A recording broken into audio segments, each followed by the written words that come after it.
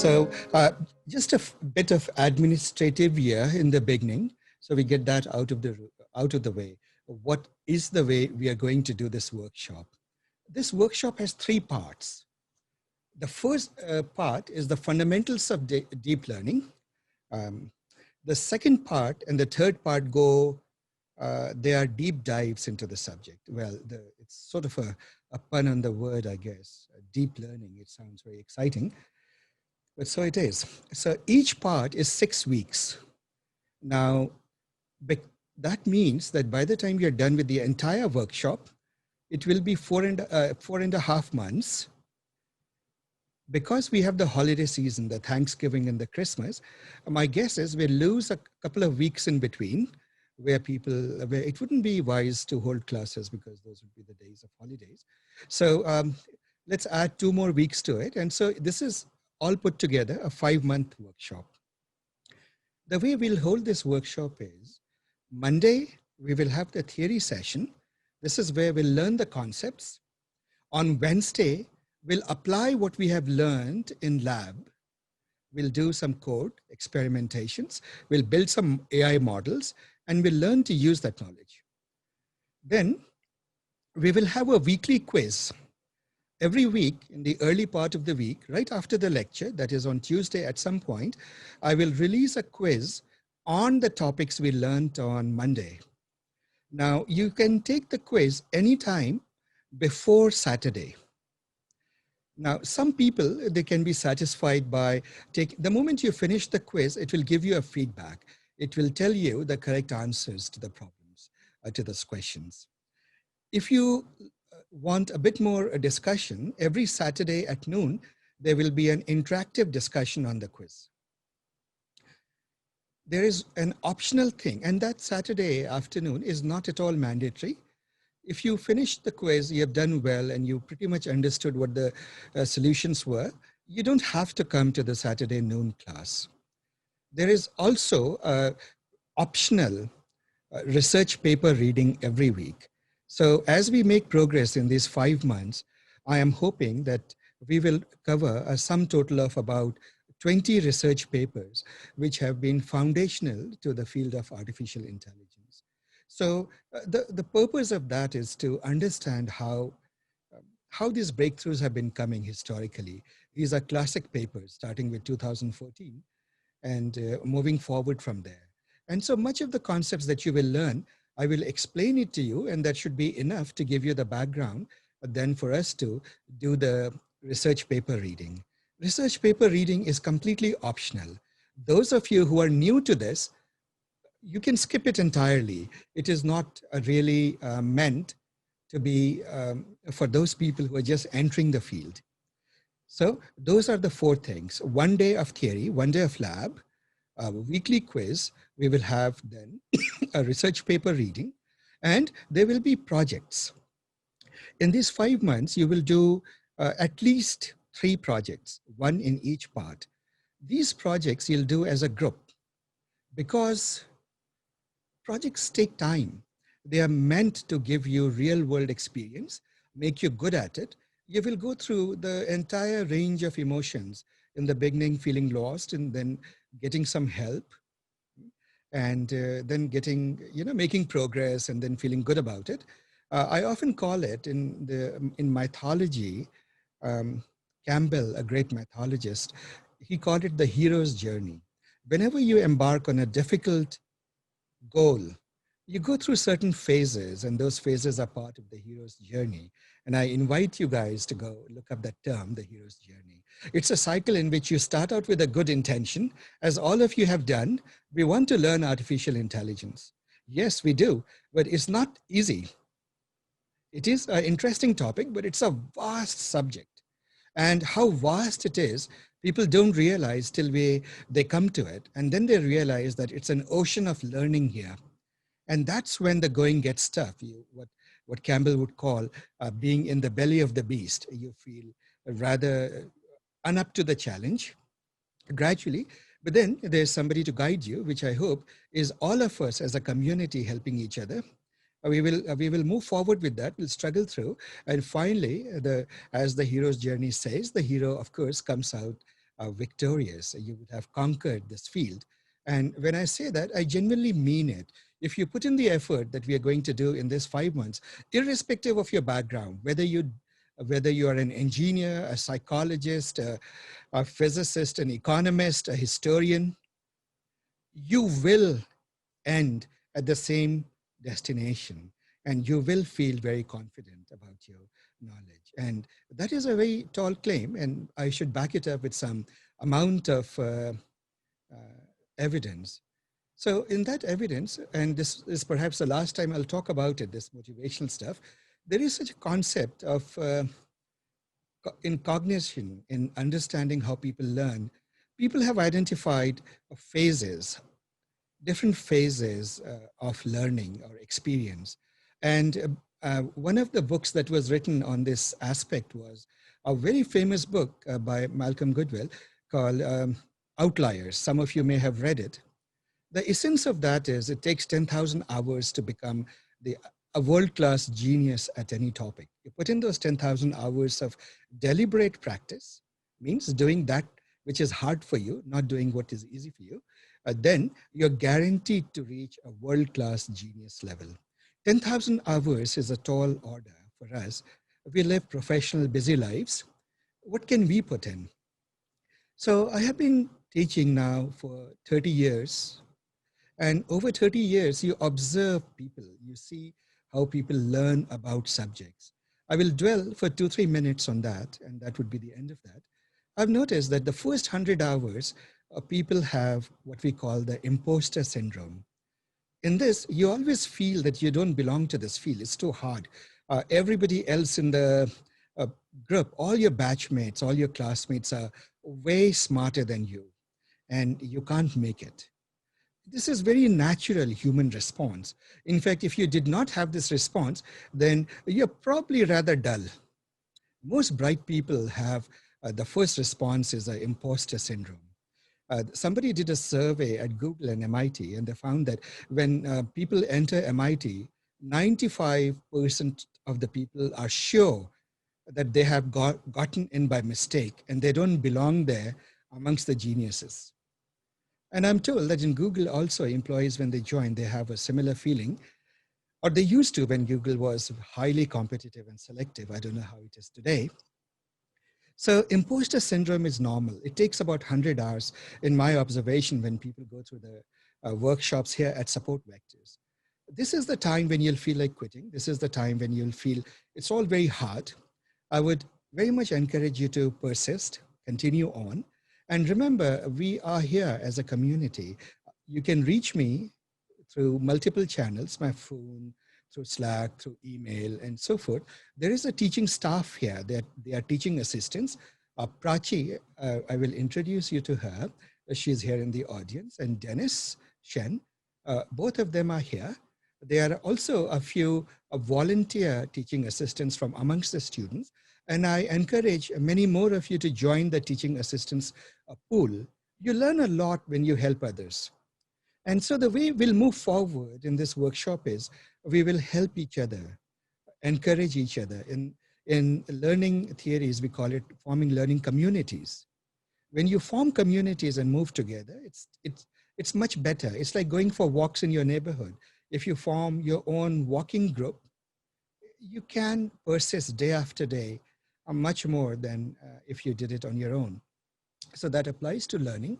Learning has, in our way, it will have a few pillars. One will be the theory, the sessions that we will go through in this workshop. The other would be the guided labs in which I take you through the labs. But then there would be labs that you have to do on your own and the projects that you have to do. These you should do in your learning communities. One reason I ask you to do the psychological survey, which is important, I hope you all finish it. If you haven't, please do so in the break.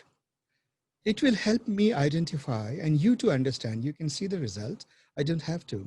It will help you understand who you should team up with. It is surprising how well collaboration works if you team up with like-minded people. Right? And that survey will help you do that. So do please take part in it as soon as you can. Form your learning community, form the small group. Now remember, the entire class is a learning community, but at the same time, you can have your own study group, the 3, 4 people that you can engage very closely with and do the projects together with. Generally, it is advisable to pick people of your similar background to you. If you are a novice, pick novices. Don't pick somebody strong, because that person will do all the work and you won't learn anything. So pick somebody at your own level. That comes through talking, and that brings us to the collaboration part. You will notice that in the course webpage, there are discussion groups, there is a chat.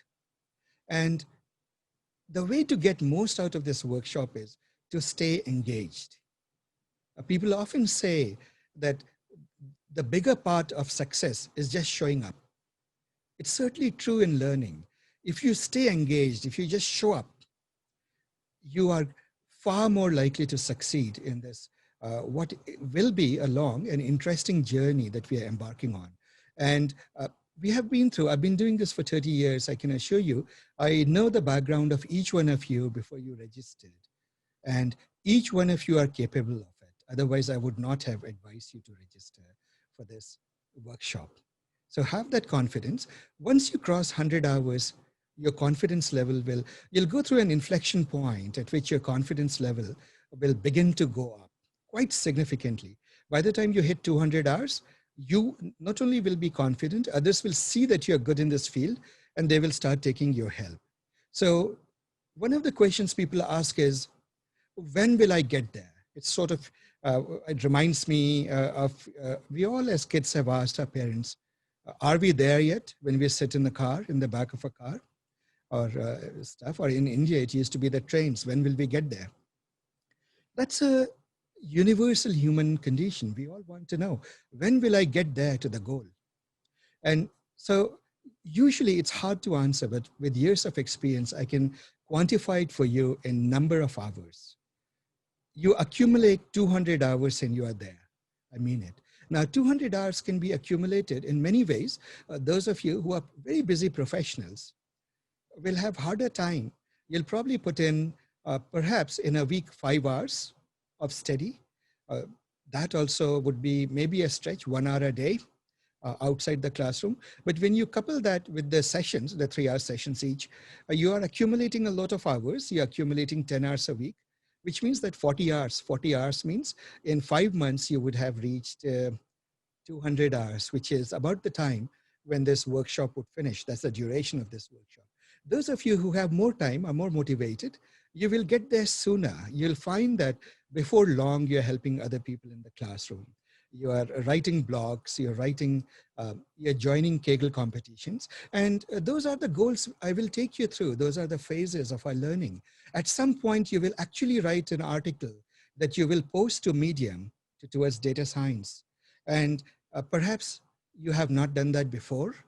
If you have done that, you have some experience at it. If you have not done that, we are all there to take you to your first published article. We are there to take you through your Kaggle, taking one of the Kaggle competitions, trying out the data set and submitting, and trying to be in the top 1%. First, try to be in the top 25%, then top 10%, and then top 1%. And if you're really dedicated, making it to the leaderboard of top 10. So we will go through all those phases of the journey. That's part of the fun here. Are we together, guys? Be mentally prepared for that. So what does it take for us to get there? We just be there, engage with everything, and that's all that is needed. Then I hope all of you have registered for the educational portal. If you have not, let me know in the break and I will make sure that you get in, you're able and get engaged. As you make progress with this workshop, I have slightly gamified it. There are little milestones to achieve. When you achieve certain milestones, you will earn badges. Those badges are badges of getting started, sufficiently started, badges of achieving a novice level, badges of making good progress, badges of, and so on and so forth, and ultimately a badge of completion. Needless to say, you will complete. I will give you a certificate of completion, but there is more to that.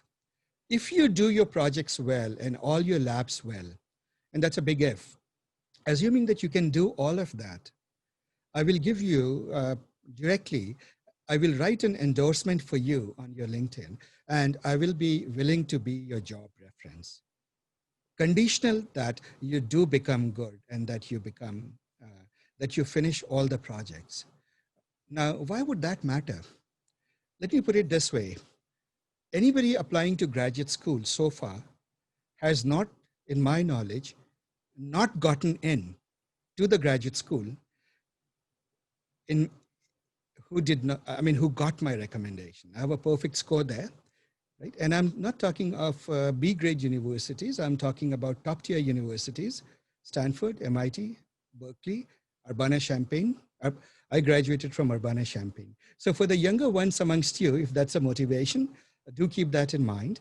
I will tell you some success stories of the last batch that graduated, and I hope that is some motivation for you. In just the previous batch that we produced, we had one person getting into UIUC, one graduate school, one for the Graduate School of University of Washington, Seattle. A few got into Apple. One person got into Walmart AI Lab, and now in a very senior researcher. One got into Facebook. And these were the ones who wanted to change jobs. And they told me that they have changed. I do not know about other people. And there are a lot of people who come here because they want to bring AI into their current workplace.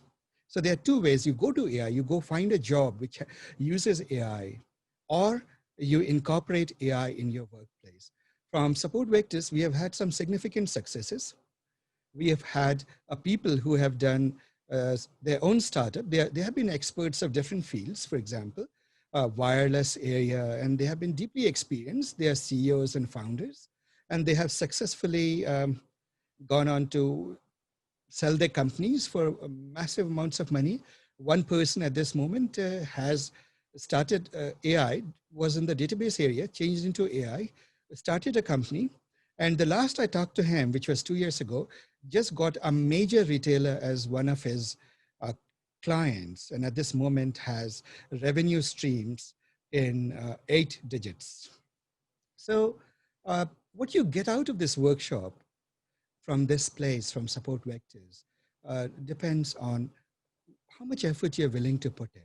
But one thing you can be assured of, we are there for you.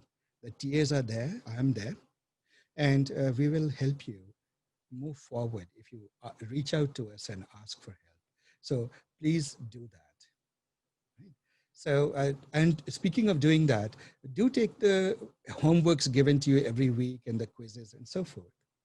Now, there is a YouTube channel, which is youtube.com/supportvectors.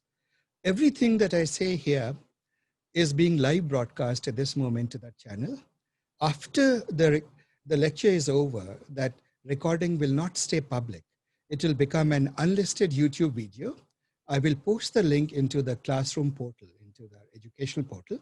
So you will have to come to the educational portal to see the link to that, and then visit that. So remember that all the recordings are there. Use that to review this.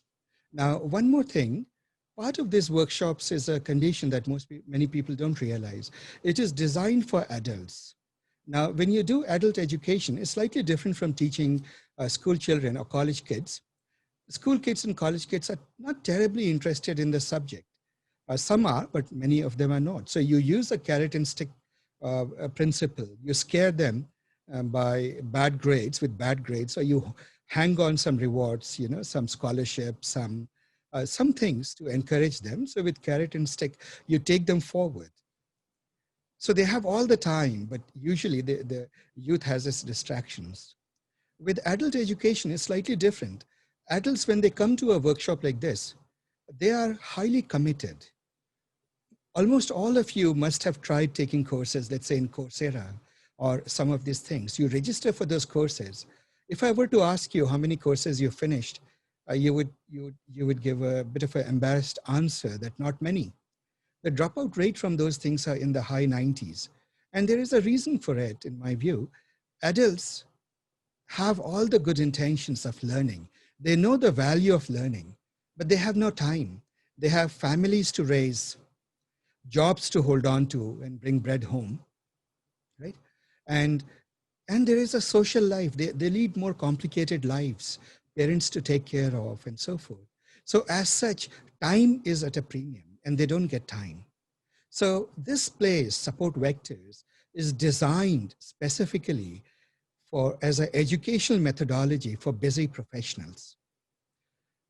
Here, we focus on two things. You take a workshop, we expect that you'll miss a few sessions, which is why to catch up, reach out to us. We will sit with you and help you catch up. All the recordings are there. You can use that to catch up. Reach out to your learning community. They will help you out. Reach out to the teaching assistants. They'll help you out. But above all things, once you have registered for a workshop, all subsequent repetitions are free. So for example, you're taking it now. We will be offering this workshop again in summer of 2021. When we offer this workshop, you're most welcome to join it for free. Even if you haven't missed anything, a lot of people prefer, like for example, in the audience today, I see a lot of familiar faces who have been taking almost every workshop at least 2 times. And the reason they do this is because repetition helps knowledge settle in deeper. You learn more the second time than you learn the first time. The first time you're just becoming familiar with the material, you sort of understand it. The second time it does get deep and you gain confidence. So remember, you're free to repeat these workshops as many times as you wish. So with these preliminaries, I'll sort of run through the rest of the administrative year. Speaking of textbooks, there are 3 textbooks in the course webpage. Purchase the main textbook. Now that main textbook is a little bit intimidating for some, so do not read a chapter till we have covered it in our lectures. That is, it might feel a little hard. Wait for the lecture session to be over, and then I'll tell you which sections to go and review. And you can do that. Those of you who have strong background in engineering, especially in, you remember your mathematics, by all means, go ahead and read that book. That book is written by the great people. These are big figures in deep learning community, great scientists. And so you're learning, what is the phrase, straight from the horse's mouth. That is the deep learning textbook. Now, the other 2 textbooks that I mentioned are practical lab textbooks. They both are on PyTorch. We will be doing our labs predominantly in PyTorch, which is a deep learning library, and secondarily using TensorFlow and Keras. But if time is limited, we'll always default to PyTorch. The reason is PyTorch is the favored framework in the research communities. And increasingly, at this moment, the world is split between TensorFlow and PyTorch, though the momentum seems to be gradually moving towards PyTorch. Some of you would remember that I used to give this workshop in TensorFlow and Keras in the past, but now we will give primary focus to PyTorch, and we will still have TensorFlow and Keras, but that will be aspirational. Those will be for students who are willing to try out both of the libraries. And so for them, okay? That is about the textbooks and the libraries. Roughly speaking, what is your development environment?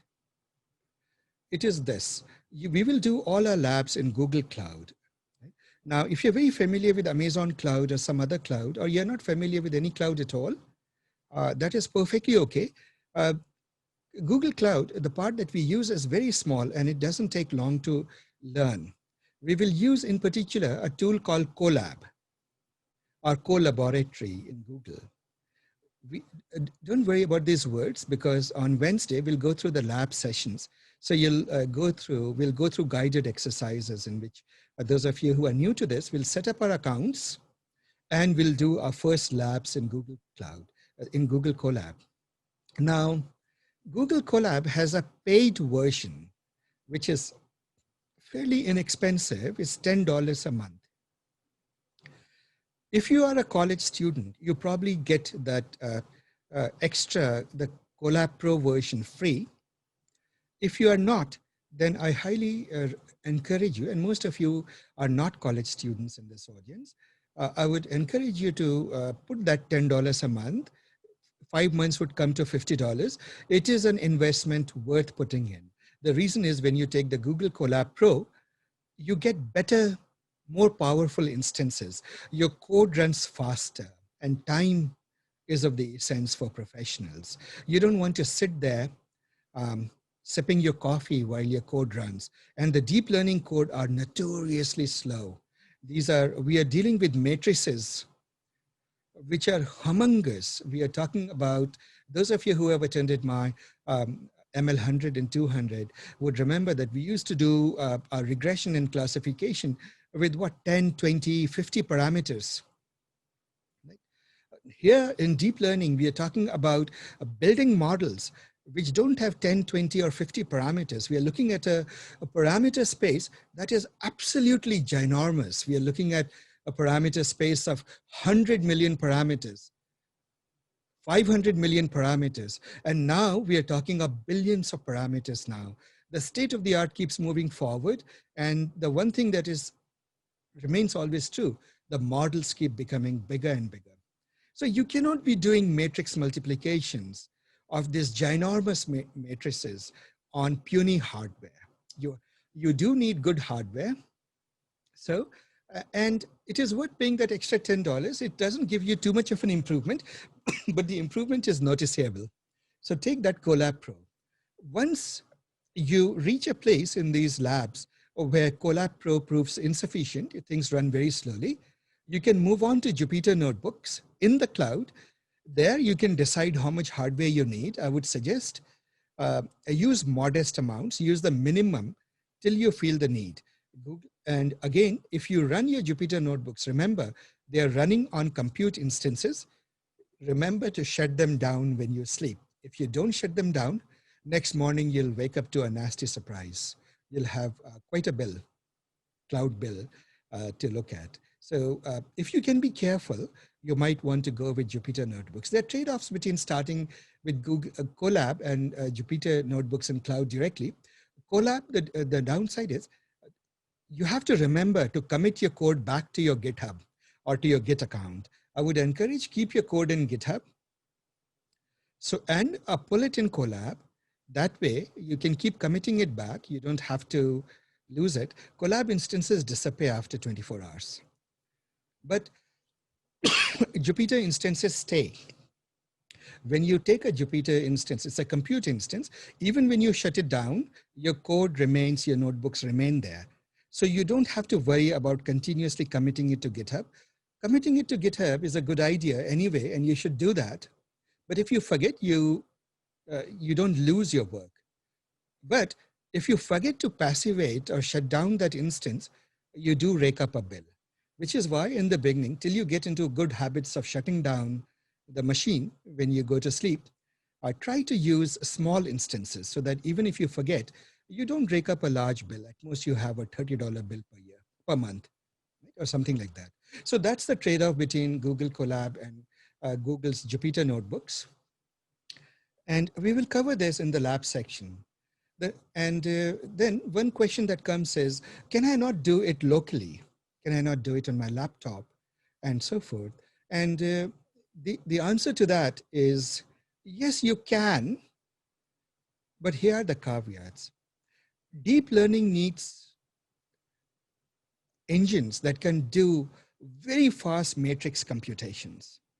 Now, the general purpose CPU, central processing unit in machines, are not designed for floating point operations and massive matrix computations of this size. They do everything well enough, but they're not custom or sort of dedicated to this thing. So you need machines that have GPUs, video cards, dedicated to this. And the only video cards that currently work with deep learning libraries is NVIDIA cards. This is unfortunate, but this is true. The AMD cards, the support for them is still coming. Hopefully it will come, so there is competition. At this moment, NVIDIA essentially has a monopoly.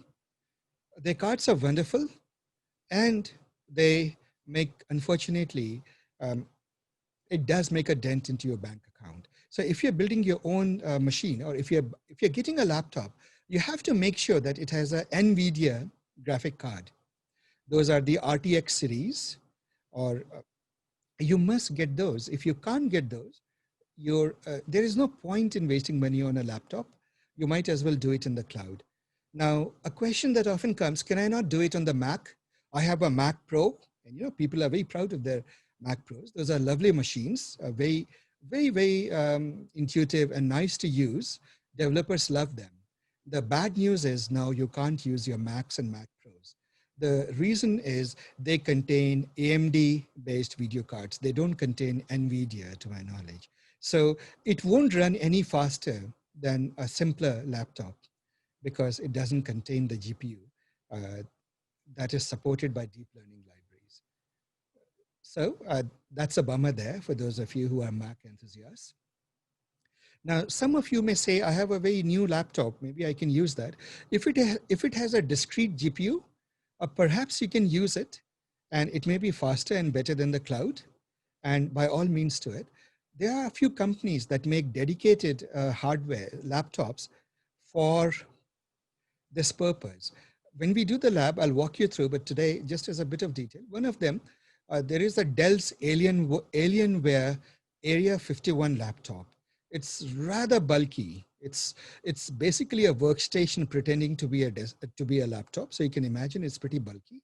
It uses workstation grade CPU. It uses it has a lot of cooling fans and so forth, and it has a high-end graphic card.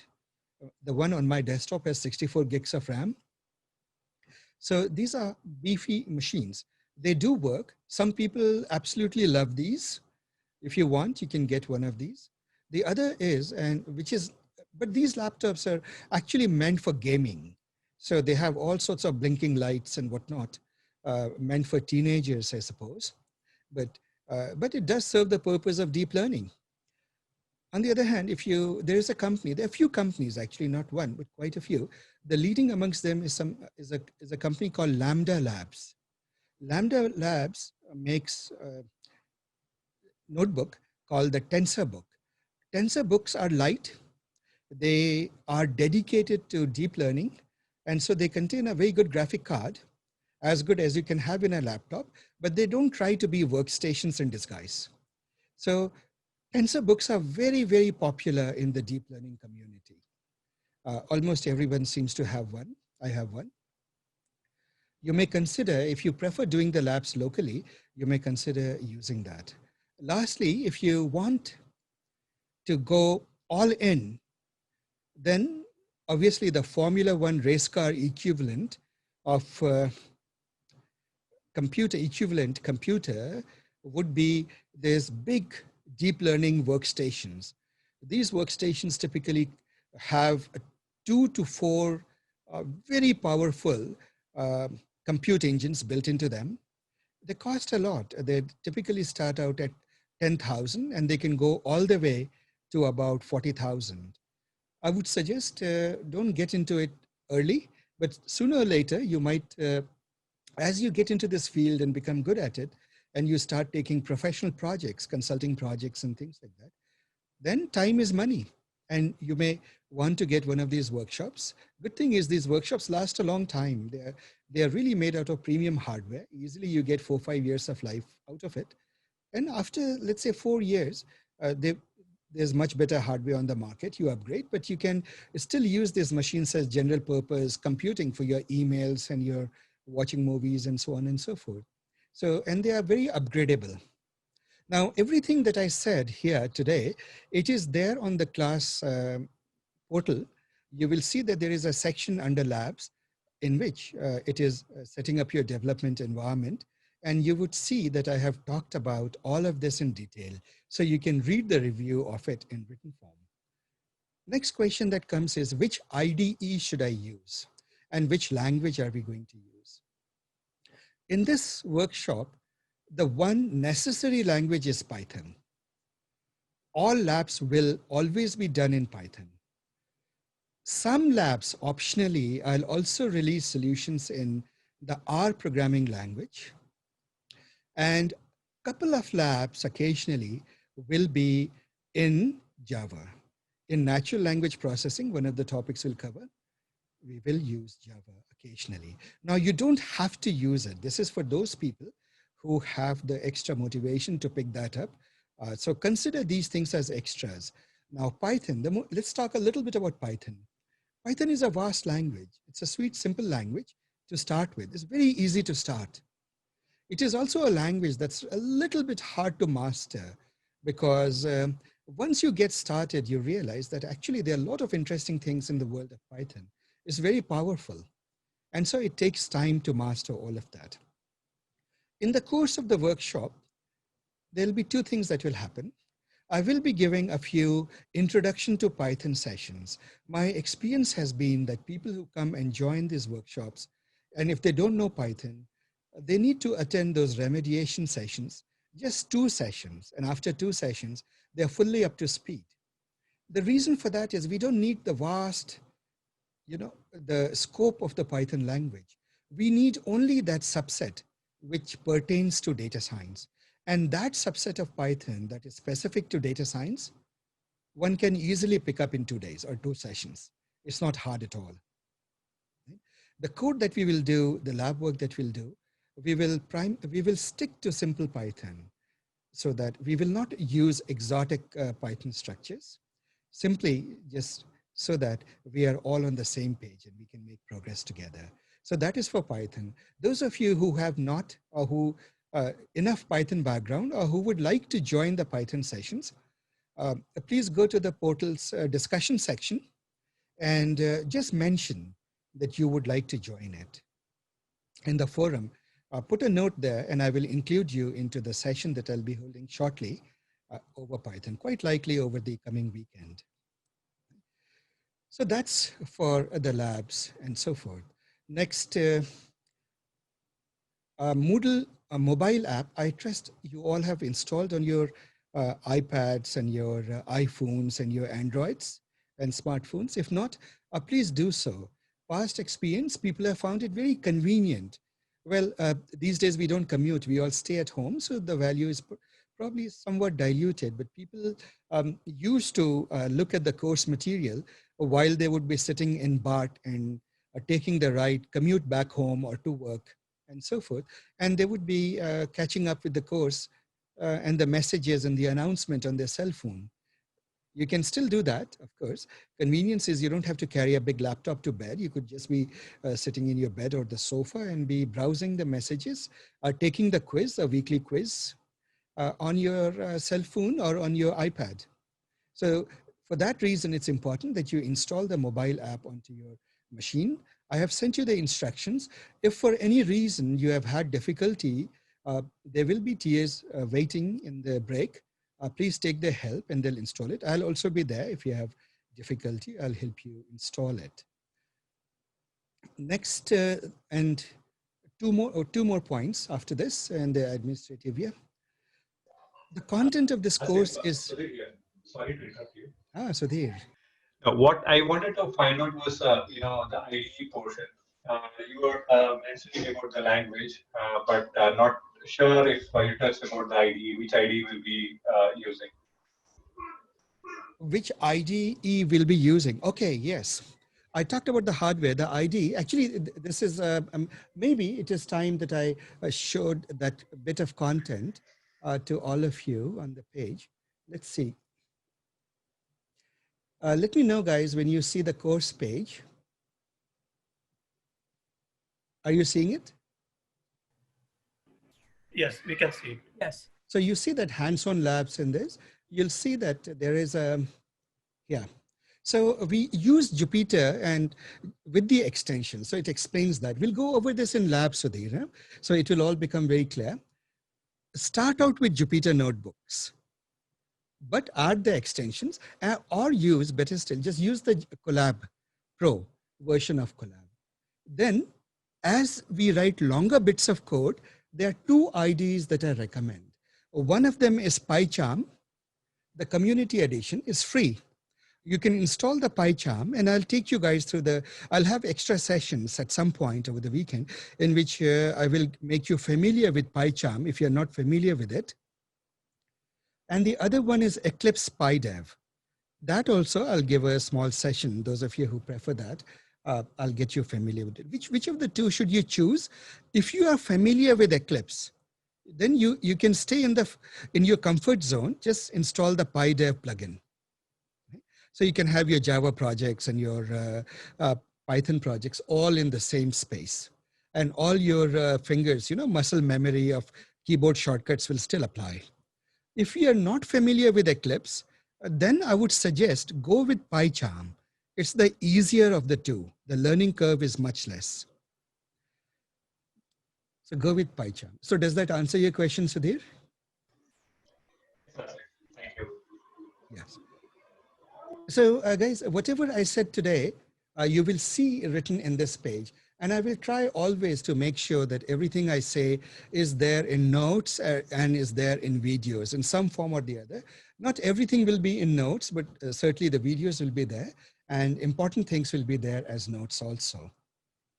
So I will stop sharing my screen. Asif, can you tell me the name of the textbook which you said? You said first textbook we should buy. Which is that? Yes, why don't we go back to the course page? So if we go here, there is a section. By the way, let me give you guys a navigation to this. Guys, when you come to this portal, do all of you see this navigation bar? It's a little unusual. The navigation bar here is on the right. Most of us are used to Yes, navigation bars on the left.